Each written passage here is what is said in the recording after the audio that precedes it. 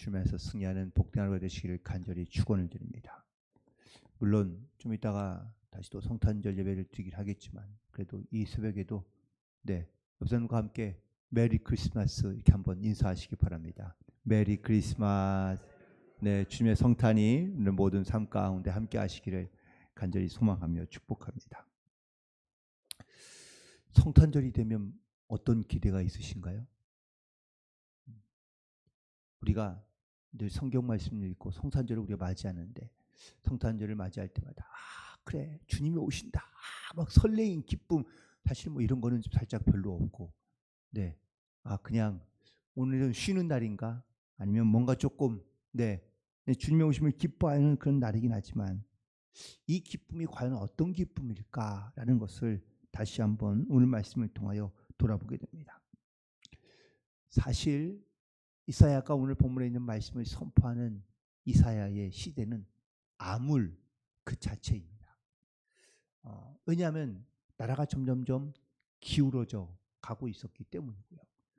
사실 앞쪽의 이사야와 좀 뒤쪽의 이사야가 조금은 다른 그런 역사적인 배경을 갖고 있긴 하지만 그 후기의 이사야는 사실 나라가 빼앗겨 버리고 그리고 포로인 그런 상태에서의 어떠한 하나님의 말씀을 선포하고 있다면 앞쪽에 있는 이사야의 말씀은 아직은 멸망을 당하진 않았지만 심지어 어떤 경우에는 조금은 그 멸망을 보기까지는 너무나 조금 거리가 있는 혹은 또 상황이 전혀 어울리지 않는 그런 상황이긴 하지만 암울한 때에 특별히 나라와 민족이 방향을 잃고 헤매고 있을 때에 바로 이사야를 통해 하나님께서 주시는 위로와 혹은 소망의 말씀인데요. 바로 오늘 9장에 있는 말씀이 이런 소망을 주는 하나님의 말씀인 것이죠. 특별히 한 아이가 이 땅 가운데 나타나 하나님께서 그 주신 아들을 통하여 이 땅 가운데 진정한 평화 그리고 소망 그리고 하나님의 은혜를 나타나게 하시겠다라고 이렇게 말씀하고 있는데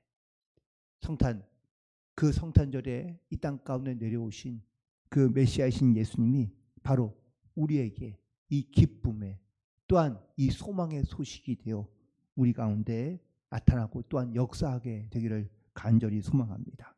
먼저 오늘 본문에 있는 말씀 가운데 보면 1절에 보니까 전에는 고통받던 자들이 흑암이 없어지리로다 라고 말씀하고 있습니다. 근데 그 고통받던 사람들이 누구일까요?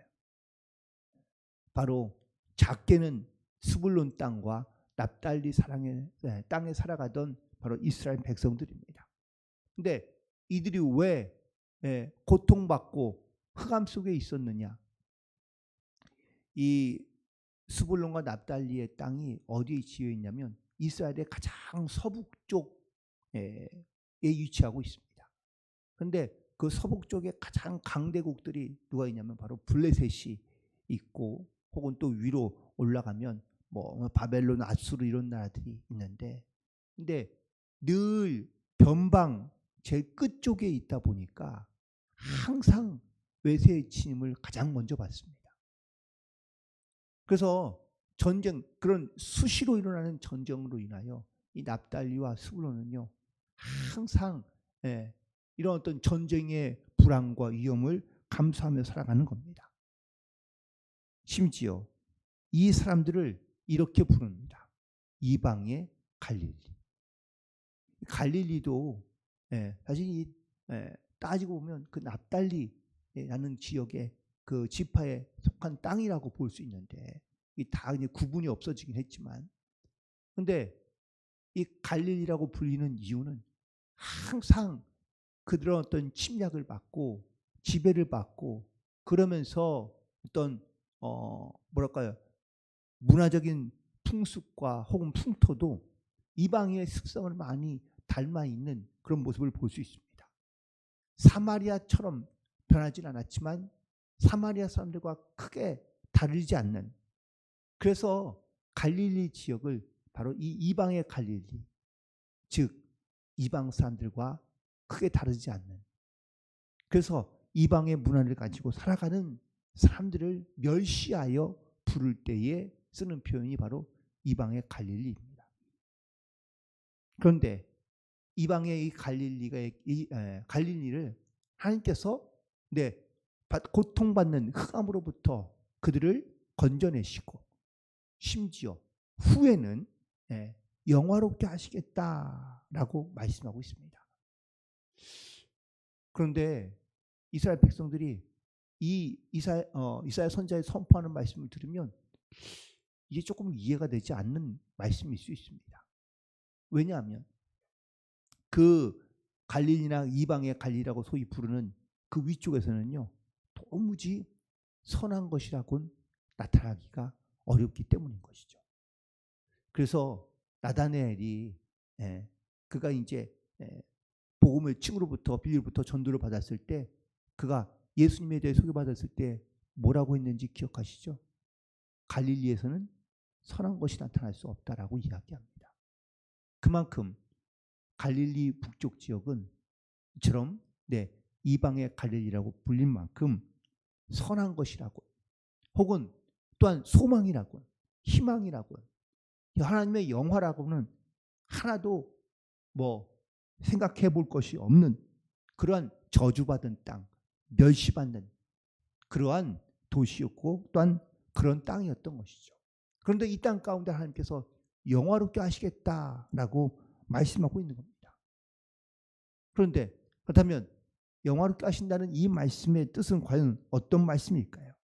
오늘 보면 2절로 돌아가면 흑암에 해가 든 백성이 큰 빛을 보고 사망의 그늘질 땅에 거주하던 자에게 빛이 비치도다 라고 말씀하고 있습니다. 여기서 말하면 큰 빛이 나타난다 라고 말씀하고 있는 것이죠.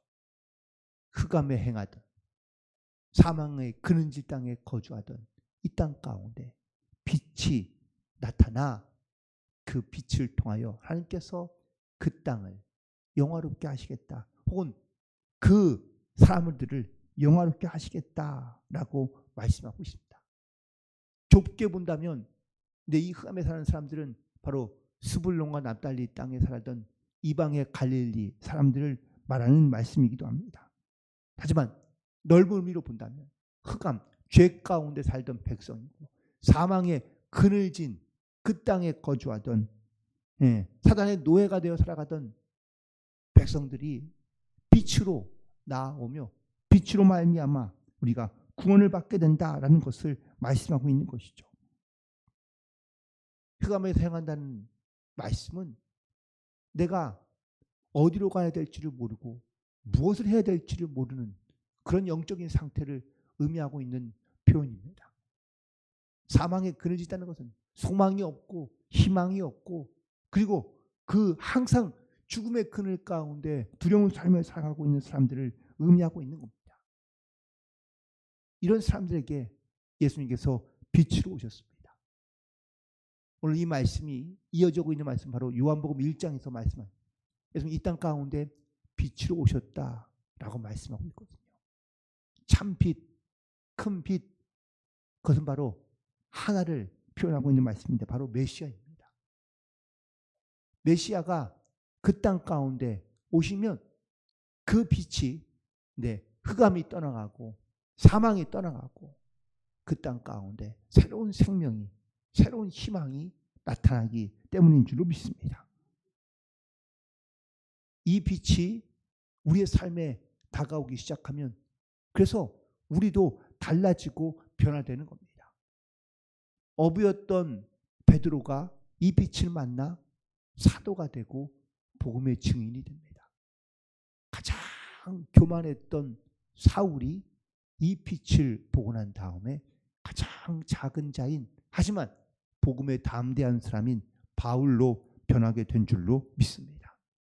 우리도 이 빛을 만나 또한 이 빛을 보고 우리도 흑암과 사망에서 벗어나 하나님의 빛 가운데 담대히 나아갈 수 있는 그런 복된 성도들이 되기를 주님의 이름으로 간절히 축원을 드립니다. 그리고 또한 이 빛을 만나면 어떻게 변화될까요? 3절에 있는 말씀입니다. 이 나라를 창성하게 하시며 그 즐거움을 더하게 하셨으니 추수하는 즐거움과 탈취물을 나누는 때의 즐거움 같이 그들이 주 앞에서 즐거워한다라고 고백하고 있습니다. 예수를 만나면 우리 가운데 주시는, 물론 그 나라를 창성하게 하신다는 말씀도 있지만 우리에게 주는 그 즐거움이 있다라는 것을 말씀하고 있습니다. 많은 사람들이 갖고 있는 즐거움 혹은 가장 즐거운 때는 언제일까? 바로 지금 이스라엘 백성들 가운데 봤을 때는 추수하는 즐거움, 그리고 전쟁에서 승리하는 즐거움, 그 전쟁의 승리 가운데 탈취물을 나누는 즐거움, 그 즐거움으로 말미암아 기뻐하고 있는 것을 보게 됩니다. 그러나 사실 이 즐거움을 느끼기에는, 또한 이런 즐거움을 뭐랄까요, 깨닫기까지는 사실 지금에 있는 상황과 지금에 있는 현실은 사실 그렇지 못합니다. 이유가 바로 4절에 있는 말씀에 있습니다. 무겁게 맨 멍에 그들의 어깨에 채찍, 압제자의 막대기. 여전히 지금에 있는 자기들의 모습과 상황은 이런 것들이 계속 남아있는 거예요. 지금 이런 모습들이 보이고 있는 겁니다. 그러니 기뻐할 수 없고 또한 즐거울 수가 없는 것이죠. 지금 세계를 보면 전쟁이 끊이지 않고 있고 전쟁이 멈추지 않고 있고 계속 전쟁이 나타나고 있는 것을 보게 됩니다. 혼탁한 정치로 말미암아 백성들의 마음은 무겁고 또 고통받고 있는 것을 볼 수 있습니다. 편리한 세상 가운데 살고 있지만 지나친 이런 정부의 그런 어떤 정보가, 우리 정보들이 계속해서 유출되거나 아니면 단순히 그것을 악용하여 사용하고 있는 이런 시대 가운데 우리가 살고 있으면서 우리가 정말 어떤 즐거움으로 그리고 어떤 소망으로 우리가 살아가고 있는지를 다시 한번 돌아보게 됩니다. 우리가 갖고 있는 즐거움은 과연 어떤 즐거움일까요? 물론 그 즐거움이 그냥 소소하게 내가 웃고 즐기는 그런 평범한 즐거움도 즐거움이겠지만 정말 그 세상에 무엇과 바꿀 수 없는 큰 즐거움, 그 즐거움은 과연 어떤 즐거움일까? 우리가 영적으로 누리는 즐거움, 또한 우리가 정말 세상의 어떤 육적인 어떤 즐거움보다도 비교할 수 없는 그런 큰 기쁨과 즐거움이 과연 무엇일까? 예수께서 이 땅 가운데 오셨다는 이 복된 소식이 나에게는 어떠한 기쁨으로 다가오고 있는지를 다시 한번 돌아보게 됩니다. 주님이 이 땅 가운데 이렇듯 어깨에 무겁게 맨 멍에와 채찍과 그리고 그 압제자의 막대기 속에서 큰 빛을 이 땅 가운데 비추어 하나님께서 이 날을 창성하게 하시고, 그리고 또한 우리에게 이 세상에 누릴 수 없는 지금에 있는 억압된 모든 환경과 상황을 떠나 하나님께서 주시는 그 기쁨, 그 즐거움을 누릴 수 있도록 하면서 우리 가운데 한 아이를 내려보내시고, 그리고 그 아이로 말미암아 또한 예수로 말미암아 우리에게 주시는 평안과 기쁨을 누리며 이 땅 가운데 살게 해주시는 줄로 믿습니다. 자, 그런데 이 아이, 어떻게 보면 아기는 아무런 힘도 없고 능력도 없고, 그리고 아이는 뭔가 많은 사람들 가운데 큰 일을 행하기에는 사실 연약한 존재처럼 보이고 아무 능력도 없어 보입니다. 그런데 한 아기를 우리에게 보내주셨다라고 말씀하고 있는데 6절에 있는 말씀에 보면 이는 한 아기가 우리에게 낳고 한 아들을 우리에게 주신 바 되었는데, 이렇듯 이 표현으로만 본다면 과연 희망이 있을까? 과연 소망이 될 수 있을까? 너무나 작고 너무나 부족해 보이고 사실 한 아기로는 뭔가 소망을 품기에는 너무나 연약한 것 같은데 과연 이 아이가 과연 우리에게 어떠한 소망이 될까라고 질문하거나 혹은 의구심을 받는 사람들 가운데 그 아이의 이름을 말씀해 주시는데 바로 어깨에는 정사를 맨 기묘자이고 모사이며 전능한 하나님이며 영존하시는 아버지이며 평강의 왕임을 선포하고 계시는 줄로 믿습니다. 이건 예수님의 이름을 말하는 것이며 또한 예수님이 가지고 계시는 능력을 표현하고 있는 말이기도 합니다. 그러나 사실 이 말씀이 주는 진짜 의미는 그 의미, 말씀이 갖고 있는 그 자체, 그 이름이 갖고 있는 그 자체의 능력이 되기도 하지만 바로 이 말씀이 이스라엘 백성들 가운데 얼마나 큰 위로와 기쁨과 소망을 주게 될 것인지를 바로 바라고 소망하는 하나님의 마음이 그 안에 담겨져 있는 것을 깨닫게 됩니다. 여전히 이스라엘 백성들은 두려움과 근심과 또한 여러 가지 많은 염려와 고통 가운데 살아갑니다.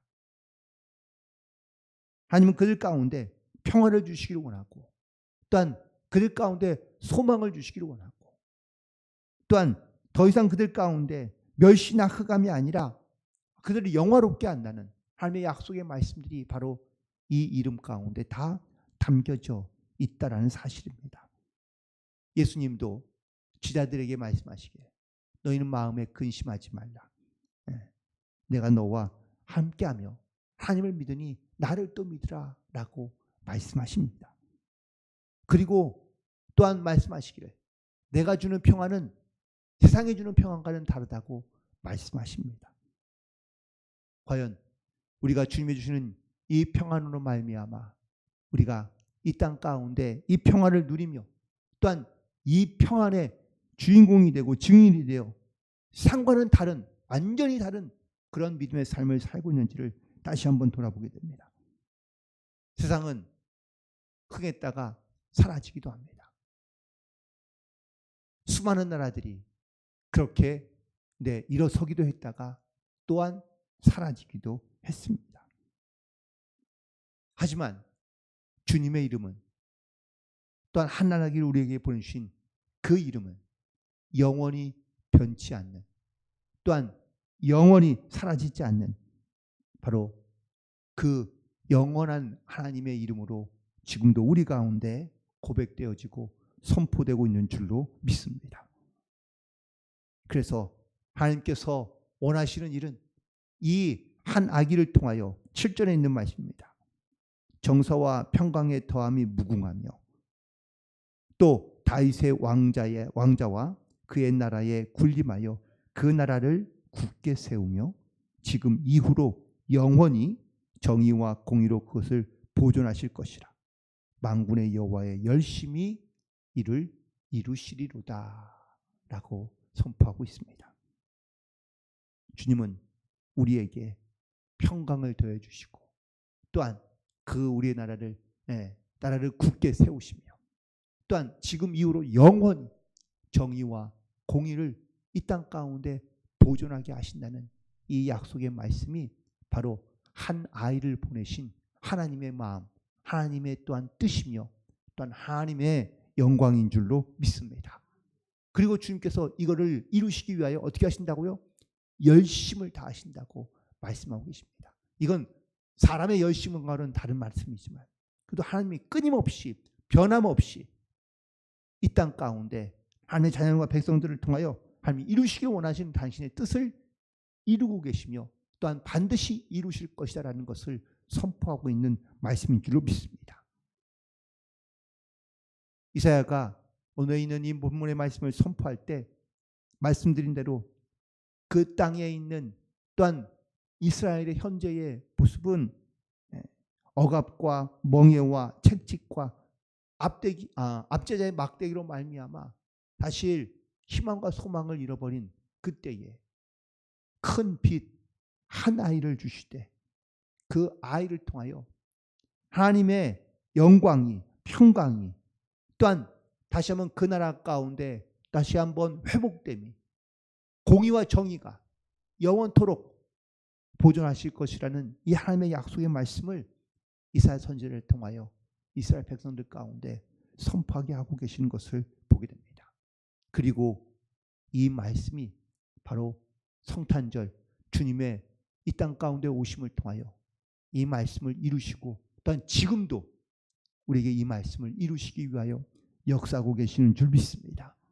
오늘 이 성탄을 맞이하는 사랑하는 모든 성도들의 마음 가운데 우리에게 다가오신 찾아오신 또한 함께 하시는 이 예수님의 크신 은혜와 역사가 지금도 또한 앞으로도 동일하게 우리 모든 삶 가운데 평화와 기쁨으로 하나님의 주신 은혜를 늘 감사함으로 살아갈 수 있는 성탄절이 되시기를 주님의 이름으로 간절히 축원을 드립니다. 기도하시겠습니다.